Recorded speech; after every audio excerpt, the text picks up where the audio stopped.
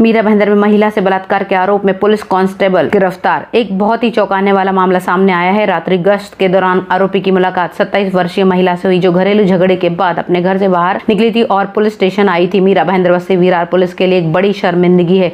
एक 29 वर्षीय कांस्टेबल ने अपने ही थाने के लॉकअप के अंदर भाईंदर की एक महिला से कथित रूप से बलात्कार कर अपनी हवस का उसे शिकार बनाया है। आरोपी की पहचान बाला साहेब ढोले के रूप में हुई है, जो भाईंदर पूर्व के नवघर थाने में कांस्टेबल के तौर पर कार्यरत है। रात्रि गश्त के दौरान आरोपी की मुलाकात 27 वर्षीय महिला से हुई, जो घरेलू झगड़े के बाद अपने घर से बाहर निकली थी। झगड़ा सुलझाने में मदद करने की आड़ में आरोपी ने उसे गोल्डन नेस सर्कल इलाके में लेकर गया और उसके साथ दुष्कर्म किया। महिला की शिकायत के आधार पर शुक्रवार देर रात ढोले को गिरफ्तार कर भारतीय दंड संहिता की धारा 376 बलात्कार और 506 आपराधिक धमकी के तहत मामला दर्ज किया गया है। मेडिकल जांच के बाद शनिवार को ढोले को अदालत ले जाया गया, जहां उसे 10 मई तक पुलिस हिरासत में भेज दिया गया है। अभी आगे की जांच चल रही है। जब रक्षक ही भक्षक बन जाएंगे तो आखिर लोग भरोसा करेंगे किस पे। मीरा भाईंदर नगर पालिका के छेना क्षेत्र में 96 पेड़ काटने का विज्ञापन नगर पालिका ने प्रकाशित किया था, जिससे अब ये मामला विवादों में घिरता जा रहा है। पर्यावरणवादियों सहित शहर में कई सामाजिक संगठन विरोध कर रहे हैं और मांग कर रहे हैं कि इस प्रस्ताव को रद्द किया जाए ताकि पेड़ों को काटने की अनुमति न हो। छेना संरक्षण 97-98 में एक परियोजना पर काम चल रहा है। अनीस एंड पैट ने परियोजना में 96 पेड़ों को काटने की अनुमति मांगी है। अनीस एंड एसोसिएशन को यूएलसी मामले में आरोपित किया गया था। कंपनी पर विवादास्पद होने का आरोप भी है। इस परियोजना में लगे 96 पुराने व बड़े पेड़ों को काटने के लिए नगर पालिका ने 28 अप्रैल को सार्वजनिक नोटिस जारी किया था। शहर के कई पर्यावरणवादियों ने प्रस्ताव को रद्द करने की मांग की है।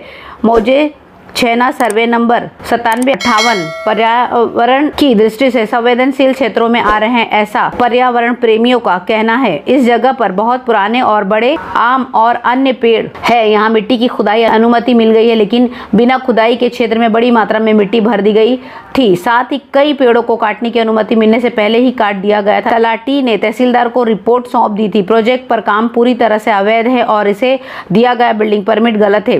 दी गई अनुमति को रद्द कर दिया गया और साइट पर्यावरण को नष्ट करने वाले एक पर्यावरण संवेदनशील क्षेत्र में है। सैटेलाइट मैप पर से पता चला है कि इस इलाके में करीब 200 पेड़ हैं। इस मामले में नगर पालिका कमिश्नर दिलीप ढोले का कहना है कि पेड़ों की कटाई की अनुमति देने का निर्णय नहीं लिया गया है। विज्ञापन प्रकाशित हो चुका है। अंतिम निर्णय नागरिकों की शिकायतों पर विचार करने और सभी नियमों का पालन करने के बाद लिया जाएगा। मीरा भाईंदर नगर पालिका ने आग और आपातकालीन सेवा के लिए सबसे लंबा हाइड्रोलिक एरियल लैडर प्लेटफॉर्म शामिल किया है। इससे पहले एमबीएमसी ने की फायर ब्रिगेड और आपातकालीन सेवा विंग की सबसे ऊंची सीढ़ी 67 मीटर तक सीमित थी और 67 मीटर 24 मंजिल तक पहुंच सकती थी। मीरा भाईंदर शहर में आवासीय और वाणिज्यिक रिक्त स्थान नई ऊंचाइयों तक पहुंचाने के साथ मीरा भाईंदर नगर पालिका ने आखिरकार अपने सबसे ऊंचे हाइड्रोलिक एरियल लैडर प्लेटफॉर्म को fire and emergency service wing के शस्त्रागार में शामिल कर लिया है। यह सुनिश्चित करने के लिए कि उनके फायरमैन पर्याप्त रूप से तैयार हैं और आग से निपटने और बचाव कार्यों को करने के लिए आग और आपातकालीन विभाग की क्षमता को बढ़ावा देने के लिए विशेष रूप से ऊंची बिल्डिंगों में नागरिक प्रशासन ने 90 के साथ एक अत्याधुनिक दमकल इंजन खरीदा है। नागरिक प्रशासन ने 90 के साथ एक अत्याधुनिक दमकल इंजन खरीदा है। मीटर हाइड्रोलिक लैडर जो 16 मई को चालू हो जाएगा। हाइड्रोलिक प्लेटफॉर्म 32 मंजिलों तक बढ़ सकता है और अग्निशामकों को अग्निशमन और बचाव कार्यों का संचालन करने में मदद करता है। इससे पहले एमबीएमसी की फायर ब्रिगेड और आपातकालीन सेवा विंग की सबसे ऊंची सीढ़ी 67 मीटर तक सीमित थी और 67 मीटर 24 मंजिला तक पहुंच सकती थी। एमबीएमसी मुंबई और ठाणे के बाद सबसे ऊंचे एचएलपी की खरीद करने वाला तीसरा नागरिक निकाय बन गया है मीरा भाईंदर। मुख्य अग्निशमन अधिकारी प्रकाश बोराडे ने कहा है कि बहुआयामी उपकरणों में कई विशिष्ट विशेषताएं हैं और हमारे मौजूदा अग्निशमन में इसके प्रवेश में उच्च वृद्धि वाली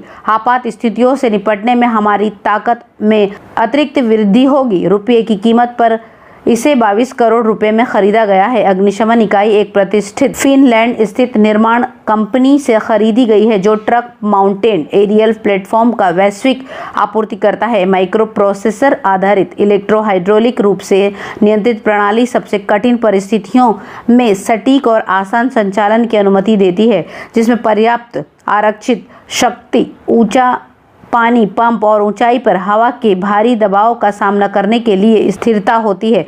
कंपनी ने 20 अग्निशमन कर्मियों के एक बैच को HLP को संभालने, संचालित करने और बनाए रखने के लिए प्रशिक्षित किया है।